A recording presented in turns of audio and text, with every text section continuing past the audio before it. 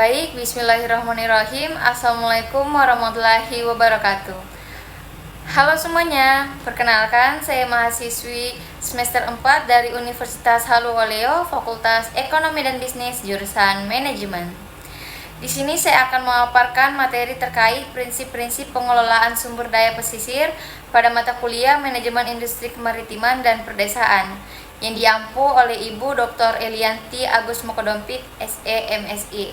Tetapi sebelum itu izinkan saya memperkenalkan diri terlebih dahulu. Perkenalkan, nama saya Widanur Halifah Wahid dengan NIM B1B124153.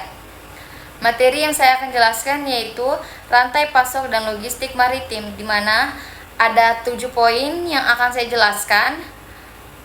Pada poin pertama yaitu terkait konsep rantai pasok maritim. Rantai pasok maritim adalah sistem yang menghubungkan aliran barang, informasi, dan nilai dari sumber daya laut hingga ke konsumen akhir. Sistem ini tidak hanya berfungsi sebagai jalur distribusi, tetapi juga menentukan efisiensi, kualitas, serta daya saing produk hasil laut. Yang kedua yaitu alur rantai pasok industri kelautan, di mana rantai pasok itu dimulai dari kegiatan penangkapan atau budidaya hasil lautnya sebagai bahan baku.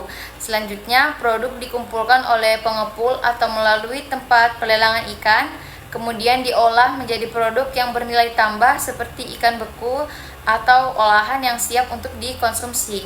Lalu setelah itu produk didistribusikan ke pasar hingga sampai ke konsumen akhir.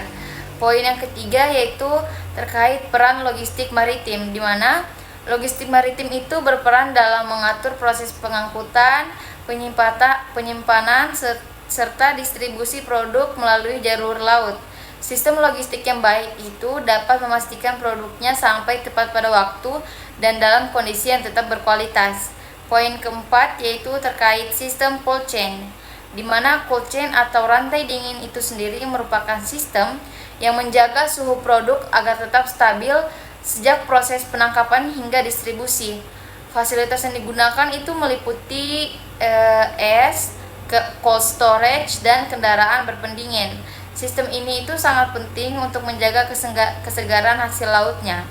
Poin kelima itu terkait tantangan rantai pasok maritim.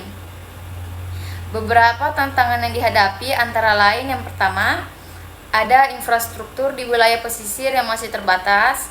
Yang kedua, akses transportasi yang sulit.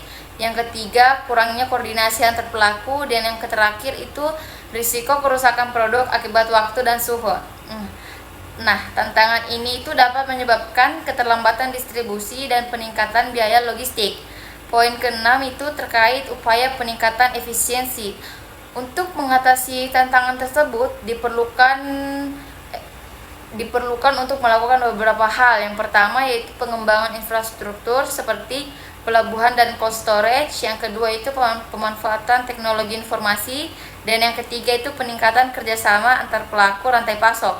Poin yang ketujuh atau poin yang terakhir itu terkait dampak pengelolaan yang baik, di mana pengelolaan rantai pasok dan logistik yang efektif itu dapat yang pertama meningkatkan efisiensi distribusi, yang kedua menjaga kualitas produk, yang ketiga memperluas akses pasar, dan yang terakhir itu meningkatkan daya saing industri kelautan. Baik, mungkin itu saja yang dapat saya jelaskan pada video kali ini. Kurang dan lebihnya mohon dimaafkan. Saya tutup dengan ucapan wabillahi taufiq wal hidayah. Wassalamualaikum warahmatullahi wabarakatuh.